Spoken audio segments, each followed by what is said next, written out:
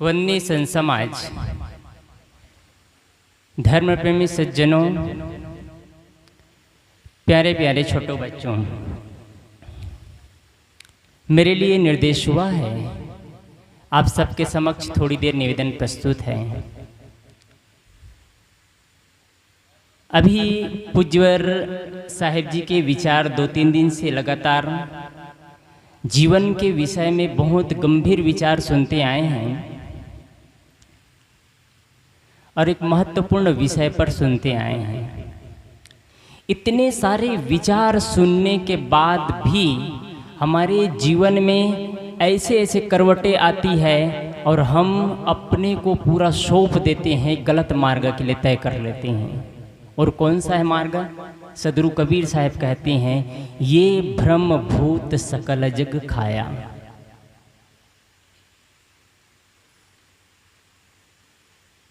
बात समझ में नहीं आई होगी। ब्रह्म भूत जादू टोना दिशाशूल लगन मुहूर्त, इसमें पूरे संसार के लोग जहड़ा गए। सकल जग खाया, पूरे संसार के लोगों को खा गया। और शायद यहाँ बैठे हुए 95% लोगों को वो ब्रह्मभूत सकल जग खाया में गिनती हैं। कैसे गिनती हैं? आप सीरियल से देखते जाइए, कैसे आपको अपने ही विचार, अपने ही कर्म, अपने ही जीवन को हम कैसे दोहन करते हैं और कैसे हम नाना प्रकार के कर्मकांड और पाखंड में अपने जीवन को बर्बाद कर देते हैं। हम जीवन को नहीं समझ पाते हैं। बाहरी कर्मकांड और पाखंड से, बाहरी ब्रह्मभूत से, जादू टोना से ये सच है, ये गलत है मान करके असली देवी देवता का तिरस्कार कर देते हैं और सही देवी देवता को नहीं समझ पाते हैं। जीवन ऐसे ही बेकार चला जाता है। बहुत लोगों की मान्यताएं होती है, खास करके माताएं ध्यान देंगे कि इस दुनिया में अलग से कोई ईश्वर है, अलग से कोई परमात्मा है, या कोई जादू होता है या कोई टोना होता है। ये बहुत सारे भ्रांतियां चलती हैं। ईश्वर और परमात्मा की बात कहूँ अलग से, तो मैं सरल शब्दों में कहूँ तो जितने मंदिर और मस्जिद, जितने भी एक तो नहीं, आपके सिर्फ अंजोरा ग्राम में नहीं, पूरे विश्व में जितने मंदिर और मस्जिद है, वहाँ से पैसा और धन संपत्ति निकाल दिया जाए, 6 महीने में मंदिर और मस्जिद समाप्त हो जाएंगे। मात्र 6 महीने में। किस लिए चलता है? बिजनेस, व्यापार। मात्र 6 महीना में सारे मंदिर और मस्जिद गायब हो जाएंगे, क्योंकि पैसा के बल पर चलता है और वहाँ एक बिजनेस। आज से करीब 6 महीने पहले तिरुपति बालाजी मंदिर में एक पुजारी के घर में रेड पड़ा था। उनके यहाँ से 1.5 करोड़ की संपत्ति और 46 तोला सोना निकाला गया था। क्या भगवान इतना बहरा है? मैं क्षमा चाहता हूँ, मैं आपसे प्रश्न कर रहा हूँ, मैं नहीं कह रहा हूँ, मैं आपसे प्रश्न कर रहा हूँ। क्या इतना भगवान निर्दयी है जो गरीबों का चीज मार करके, गरीबों का हक मार करके पुजारियों के पेट भर देते हैं, पुजारियों को घर भर देते हैं? आप इतना निर्दय, आप इतना लगन के साथ, श्रद्धा के साथ पूजा करते हैं और आपके साथ इतना अन्याय होता है, क्योंकि आपने गलत किया है। क्या गलत किया है बताऊं? आपने सही भगवान की पूजा नहीं किया, गलत भगवान की पूजा किया है। जो भगवान आपका सहयोग करते हैं, जो भगवान आप बीमार पड़ते हैं तो इलाज करते हैं, जो भगवान आपके खराब स्थिति में आपको भोजन कराते हैं, स्नान कराते हैं, कपड़े धोते हैं, हॉस्पिटल ले जाते हैं, स्कूल ले जाते हैं, स्कूल से लाते हैं, सारी व्यवस्था जो भगवान करते हैं, क्या उस भगवान को उतना श्रद्धा और प्रेम से आपने पूजा किया है? आप उस भगवान का तिरस्कार किए हैं। आप उस भगवान, एक घटना याद आई। एक नई बहू आई रही और आने के बाद में उसकी सासू माँ बोलती है, बेटी आज अच्छा दिन है और अच्छा दिन है इसलिए आज तुम सुबह स्नान करके तैयार हो जाना, आज मंदिर में भगवान की पूजा करने जाएंगे। कहती है ठीक है माँ। वो उनकी बहू तैयार हो जाती है, फूल लेकर के, अगरबत्ती लेकर के, फूलबत्ती बना करके, नारियल लेकर के पूर्ण रूप से तैयार हो जाती है और माँ के साथ में, अपनी सासू माँ के साथ में मंदिर की ओर प्रस्थान करती है। जैसे प्रस्थान करती है, मंदिर के पास जाने के बाद में उनकी सासू माँ सीढ़ी से ऊपर चले जाती है और बहू वहीं पर रुक जाती है। वहीं से बुलाती है उनकी सासू माँ, बेटी तुम आ जाओ, मंदिर यही है। इतने में बोलती है उनकी बेटी, उनकी बहू, माँ मुझे डर लगता है। उनकी बहू बोलती है कि मुझे डर लगता है। सासू माँ कहती है किस चीज़ का डर है, ये तो भगवान का मंदिर है। बहू बोलती है माँ आप जहाँ पर खड़े हैं आपके आगे, आपके दाहिने और बायां साइड में शेर खड़ा हुआ है, मुझे डर लगता है। इतने में सासू माँ बोलती है बेटी ये तो पत्थर है, पत्थर की मूर्ति है, इसमें जान नहीं है, इससे कुछ नहीं होने वाला है, तुम आ जाओ, मेरे पास आ जाओ। वो दौड़ करके सीढ़ी से आगे बढ़ती है और अंदर प्रवेश करती है। अंदर प्रवेश करती है और वहाँ पर एक पत्थर का मूर्ति बना हुआ था। कहती है, बेटी को कहती है अपने बहू को कि बहू इस पर फूल चढ़ाओ, अगरबत्ती आरती जलाओ और इसकी पूजा करो। इतने में बहू फिर पूछती है किसकी पूजा करूँ माँ, मुझे तो समझ नहीं आ रहा है। कहे ये भगवान है। कहाँ भगवान है? ये जो पत्थर की मूर्ति दिख रहा है यही तो भगवान है। इतने में बहू बोलती है माँ ये तो पत्थर की मूर्ति है। कहते ही फिर उसकी सासू माँ बोलती है भगवान है, पत्थर की मूर्ति नहीं है। इतने में बहू बोलती है माँ जब बाहर जो बैठा शेर पत्थर की मूर्ति हो सकता है तो अंदर में बैठा पत्थर की मूर्ति भगवान कैसे हो सकता है? आपसे प्रश्न है, आप सब जाते हैं मंदिर में, आपसे प्रश्न है। बाहर में बैठा पत्थर की मूर्ति शेर हो सकता है, उसमें जान नहीं और प्राण नहीं, तो अंदर में बैठा भगवान और मूर्ति कैसे भगवान हो सकता है? मैं नहीं कह रहा हूं भगवान नहीं है, मैं आपसे प्रश्न कर रहा हूं। मैं आपसे प्रश्न कर रहा हूं। जब कोरोना काल की महामारी चल रही थी तो पूरे भारत देश नहीं पूरे विश्व भगवान की पूजा करने में जपे हुए लगे थे, लेकिन कोई भगवान काम नहीं आए, सारे भगवान के दरवाजे बंद कर दिए गए थे। कहाँ गए थे उस समय आपके भगवान? कहाँ गए थे उस समय आपके भगवान? कौन सा भगवान काम आए थे आपको पता है? वही डॉक्टर, वही नर्स, वही सारे लोग काम आए थे। वही जो आपके बेटे हैं, आपके पुत्र हैं, आपके माँ हैं, आपके माँ बाप है, आपको कोरोना महामारी होते हुए जानते हुए आपके करीब जाते थे और जानते थे कि ये छुआछूत की बीमारी है, मुझे भी लग सकता है, लेकिन डरते नहीं थे। आपका प्राण प्रिय था इसलिए आपके करीब जाते थे, लेकिन सारे भगवान के मंदिर बंद कर दिए गए थे। कहाँ गए आपका भगवान? आप अंधविश्वास और चमत्कार और आडंबर में अपने जीवन को बर्बाद मत करिए। कल साहब जी कह ही रहे थे पूजा पाठ से जीवन नहीं बदलता है, जीवन बदलता है कर्मों से। क्या आपने कर्म किया है वैसा? जितनी श्रद्धा और भक्ति से उस पत्थर की भगवान आप समझते हैं, जिसे मूर्ति समझते हैं जिसे, उतनी श्रद्धा और भक्ति से कहीं आप सासू माँ के प्रति उतनी श्रद्धा और भक्ति रखते तो निश्चित ही आपको भगवान का दर्शन हो जाता, निश्चित ही आपको भगवान का दर्शन हो जाता। लेकिन आपने जिसमें जान नहीं है उनमें जान छिड़कने का प्रयास किया है, और जिसमें जान है उसका अन्न खींचने का, उसका आहार हक मारने का आपने प्रयास किया है। अभी कल मैं शाम को घूमने जा रहा था तो एक का फोन आया, लगभग 40 साल से कबीरपंथी है और कहे कि मेरी बेटी पर दूसरों ने कुछ कर दिया है।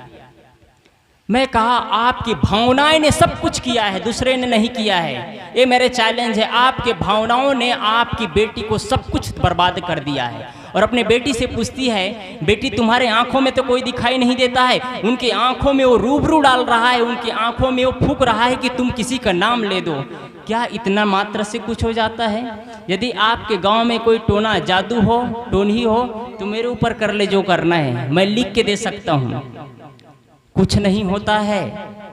आप इन भ्रांतियों में अपने जीवन को बर्बाद मत करिए। भ्रांतियों में लड़ते लड़ते जीवन बर्बाद हो जाएगा, कुछ नहीं मिलेगा। आपके बीच में जो प्रेम है वो प्रेम टूट जाएगा, आपका घर है वो घर बेघर हो जाएगा। आप तमाम प्रकार के भ्रांतियों में बंद करके, आपको एक चीज बताऊं मैं, सदगुरु कबीर का विचार एक ऐसा विचार है जहां भ्रांतियां नहीं है, जहां कर्मकांड नहीं है, जहां पाखंड नहीं है। मात्र सदगुरु कबीर के विचार को आप सुन करके जीने का प्रयास करेंगे ना, आपके जीवन से कर्मकांड और पाखंड हट जाएंगे। लेकिन सही ढंग से आप जीवन जिएंगे तो। कबीर पंथी भी कर्मकांडी कम नहीं है, मैं साफ कहता हूं। मैं कबीरपंथी भी कर्म कांडी बहुत है। ये कहते हैं मात्र कबीर का नाम जपो आपके सारे पाप नष्ट हो जाएंगे। इतना अन्याय! जो सदगुरु कबीर साहब डंका पीटते रहे ब्रह्मभूत पर, मूर्ति पूजा पर, अन्याय पर, वही कबीरपंथियों ने कबीर की पूजा, सिर्फ कबीर की मूर्ति की पूजा करके आदमी ने सदगुरु कबीर को प्रब्रह्म नायक बना दिया। क्या ऐसा हो सकता है?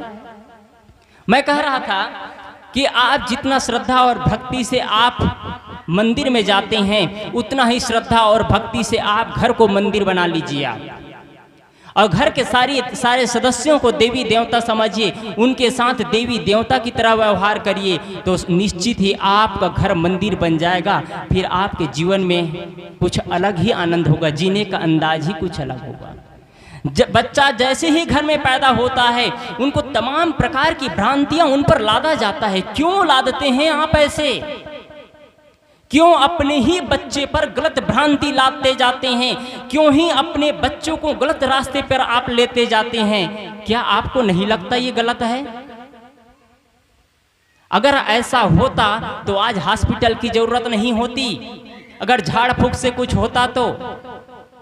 लेकिन ऐसा कुछ नहीं है। मैंने जितनी भी बात कह रहा हूं, उसकी शुरुआत मैंने एक लाइन में कह दिया था कि सारे भ्रांतियों का जड़ है आदमी का पैसा कमाना और बिजनेस है। आज आपके इस नकपुरा गांव में जितने मंदिर होंगे उतने हॉस्पिटल और स्कूल नहीं हैं। क्यों चलते हैं मंदिर? क्योंकि उससे आवक है। जिस दिन पैसा आना बंद हो जाएगा, उस दिन मंदिर के दरवाजे बंद हो जाएंगे। मैं कांकेर क्षेत्र में गया था आज से 3 महीना पहले, तो एक व्यक्ति का है, हमारे क्षेत्र में एक बैगा है जो बाण मारता है, और बाण मारता है 24 घंटा के अंदर उसका शरीर छोड़ जाता है। ये गारंटी है क्या? मैं कहा मैं लिख के देता हूँ, मेरे ऊपर बाण मार ले, जो करना है कर ले। आपके बैगा में कितना हिम्मत है, और जो पैसा चाहिए वो भी दूंगा खर्चा, आप लिख करके मुझसे ले लीजिए। ऐसा नहीं होता है, लेकिन होता भी है, होता भी है। कैसे होता है ये बताता हूँ मैं। आपके मन में जब विचार आना शुरू होता है कि मेरे साथ उन्होंने ऐसा किया है, आप सोचना शुरू कर देते हैं कि मेरे साथ सामने वाले ने गलत किया है, गलत किया है। सामने वाले गलत तो नहीं किए रहते हैं, आप गलत हो जाते हैं, आप गलत हो जाते हैं। कैसे गलत होते हैं? जब आप दूसरों के लिए जो बीज बोते हैं ना, वो आपके लिए फल मिलता है। जो आप दूसरों के लिए सोचते हैं ना, वो आप अपने जीवन में काटते हैं। आप यदि घर में सास के साथ, बहू के साथ, देरान के साथ, जेठान के साथ, बच्चों के साथ, पड़ोसी के साथ नफरत का बीज बोते हैं, तो आप सिर्फ उनके लिए बीज बोते हैं, लेकिन सौभाग्य कहूँ चाहे दुर्भाग्य कहूँ, वो फल आप काटते हैं, आप काटते हैं। क्या अपने जीवन में प्रेम का बीज नहीं बोना चाहते हैं आप? ये छोटी सी प्यारी सी नन्ही सी जिंदगी है, इसमें प्रेम से आनंद से नहीं जीना चाहते हैं आप घर में वैमनस्य पैदा करके, आप एक दूसरे के साथ में ईर्ष्या और द्वेष पैदा करके क्या प्रेम का जीवन जी पाएंगे आप? आपके जीवन में वो खुशहाल नहीं मिलेगी। यदि किसी के प्रति रंच मात्र भी, थोड़ा भी यदि आपके मन में किसी के प्रति गलत भावनाएं हैं, तो आप जीवन में कभी सुकून की जिंदगी नहीं जी सकते। एक चीज और दूसरा चीज ये जानना चाह रहा हूं, यदि आपके मन में कहीं भी भ्रांतियां हैं, थोड़ी भी भ्रांतियां, तो इतना निश्चित जान लीजिए कि आप दुखों से मुक्ति कभी नहीं हो सकती। आपको दुखों से मुक्ति कभी नहीं मिल सकती है, ये गारंटी है। आप लिख लीजिए अपने दिमाग में। यदि कहीं भी भ्रांतियां हैं तो आपको विश्वास होना चाहिए अपने कर्मों पर। आपको अपने कर्मों पर विश्वास नहीं है। आदमी गाड़ी चलाता है, 10 लाख की, 20 लाख की, 30 लाख की गाड़ी चलाता है, और गाड़ी के इंजीनियरिंग पर विश्वास नहीं है। गाड़ी का इंजीनियरिंग पर विश्वास नहीं, उनको इतना शोध करके बनाया जाता है गाड़ी को, उस पर विश्वास नहीं। किस पर विश्वास होता है बताऊं? गाड़ी के ड्राइवर अपने बगल में एक लाल चुनरी बांध लेता है, उस पर विश्वास होता है। गाड़ी के इंजीनियरिंग पर भरोसा नहीं है। आपको अपने जीवन के कर्मों पर भरोसा नहीं है, आपको अपने गुरु पर भरोसा नहीं है, आपको अपने माता पिता पर भरोसा नहीं है, आपको अपने पुत्र पर भरोसा नहीं है, आपको एक ताबीज पे भरोसा होता है। क्या उससे कुछ हो सकता है? अच्छे अच्छे लोगों को देखा हूं मैं, अच्छे अच्छे पढ़े लिखे को देखा हूं मैं, यहाँ ताबीज बांध लिए, गले में ताबीज बांध लिए, और लड़कियों को देखा हूं यहाँ पैर में धागा बांध दिए। उससे क्या होगा? उससे क्या आपको अच्छे पति मिल जाएंगे? यही चाहते हैं क्या? ना, आपका कर्म बताएगा आप क्या चाहते हैं। आप घर में लड़ते हैं, सास और बहू, देरान और जेठान लड़ते हैं, भगवान की पूजा करते हैं। एक बहू ऐसे ही अपने घर में भगवान के सामने ऐसे हाथ जोड़ रही थी, हे भगवान, आज मैं सुबह से मैं महसूस कर रही हूँ कि मुझे गंध महसूस हो रही है, कहीं से गंध महसूस हो रही है। हाथ जोड़ रही है एक बहू। इतने में उनकी सासू माँ निकलती है।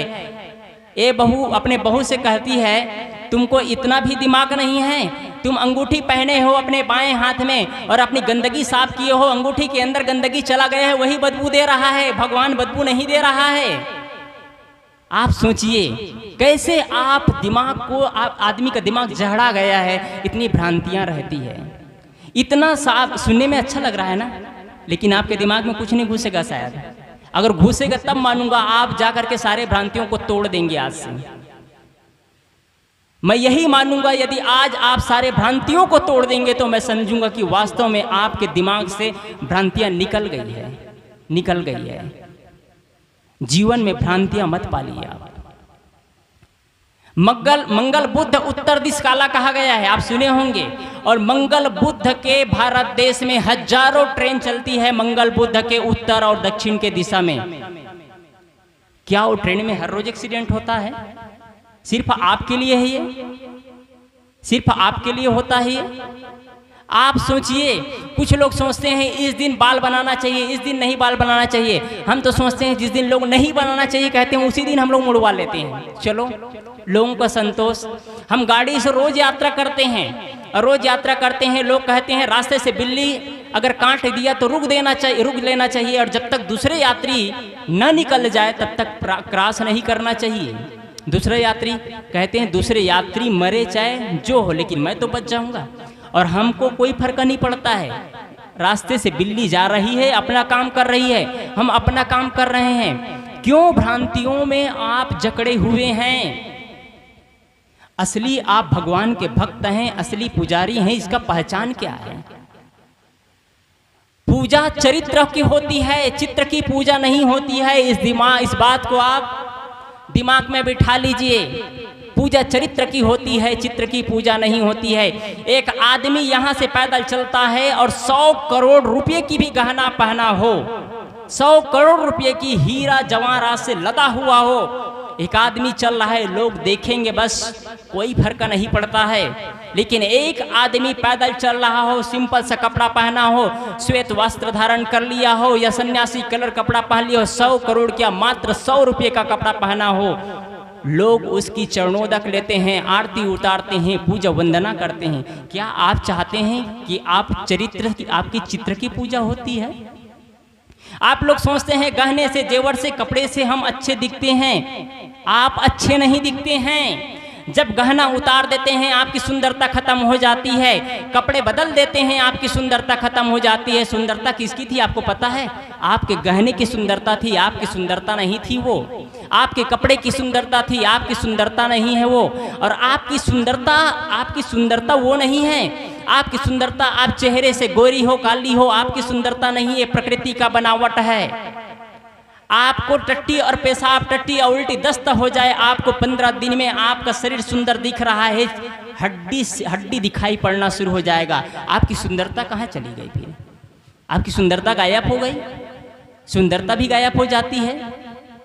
इसलिए आप इन चीजों को ध्यान दीजिए कि सुंदरता स्वभाव का होना चाहिए, स्वभाव सुंदर होना चाहिए, आचरण सुंदर होना चाहिए। न कि आपका मकान सुंदर से आप सुंदर लगते हैं, कपड़े सुंदर से सुंदर लगते हैं, आपके गाड़ी सुंदर हो। आजकल देखते हैं आप, जैसे ही किसी अच्छे मकानों में देखते हैं, मकान बना रहता है, मकान में जैसे प्रवेश करते हैं, अच्छे मकान है, मकान चकमका रहा है एकदम। जैसे ही प्रवेश करते हैं, फॉल सीलिंग लगा हुआ है, डाइनिंग रूम सजा हुआ है, बेडरूम सजा हुआ है, किचन सजा हुआ है स्पेशल। और जैसे आप प्रवेश करते हैं, बाहर से चकाचौंध लग रहा है। आप प्रवेश करते चले जाते हैं, थोड़ा सा और प्रवेश कर देते हैं, आप किचन में चले जाते हैं। किचन में चले जाते हैं, बाहर से चकमका रहा है, लेकिन वही मकान है, घर के रहने वाले सुंदर दिख रहे हैं, लेकिन सुबह का चाय पिया हुआ कप 6 घंटा पड़ा रहता है, मक्खियां भिनभिना रही। क्या यही सुंदरता है? आप गलती से कहीं टॉयलेट में घुस गए तो सुबह बच्चा स्कूल जाने के लिए स्नान किया है, वो बच्चा स्नान किया है, वो कपड़ा पड़ा हुआ है और 6-8 घंटा वो कपड़ा किचन में सड़ता रहता है। क्या यही आपकी सुंदरता है? आप पढ़े लिखे लोग हैं, अच्छे मकान हैं, अच्छे घर है, जीने का यही तरीका है? आपका अव्यवस्थित जीवन, कई किचन बेडरूम में भी कभी गलती से चले जाते हैं तो बेडरूम में देखता है कपड़ा अस्त व्यस्त पड़ा है, घर का सामान अस्त व्यस्त पड़ा है। क्या आपका जीवन व्यवस्थित है? आप कैसे जानेंगे? आप पहले लोग घर में प्रवेश करते थे तो पहले शुभ लाभ लिखा हुआ था। अब जैसे ही घर में प्रवेश करते हैं तो आदमी नींबू मिर्चा और ना जाने क्या क्या गूंथ करके रख देते हैं। मतलब आप आ रहे हैं वो भी फिल्टर करके हो जाइए, यहाँ पर आपके अंदर जो भी होगा वो नींबू मिर्चा से कट जाएगा। आप अंदर प्रवेश करेंगे तो वो भी फिल्टर। आपको विश्वास नहीं है अपने जीवन पर, अपने कर्मों पर विश्वास नहीं है, आपको ताबीज में विश्वास है, अंगूठी में विश्वास है, लाल चुनरी में विश्वास है, घर में नारियल बांध ले। एक आदमी एक संत राजस्थान में गए थे तो करीब 1 करोड़ रुपये का मकान बनाया था।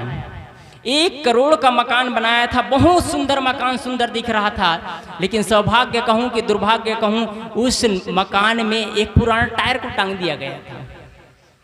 लोगों ने पूछा ये पुराना टायर क्यों टांगे हुए हैं? तो कहते हैं इस मकान को इतने अच्छे ढंग से बनाया गया है, इस मकान में किसी का नजर मत लगे, इसलिए पुराने टायर को टांग दिए। तो संत कहते हैं अरे टांगना ही था तो कम से कम अच्छे नया टायर को ही टांग लेते।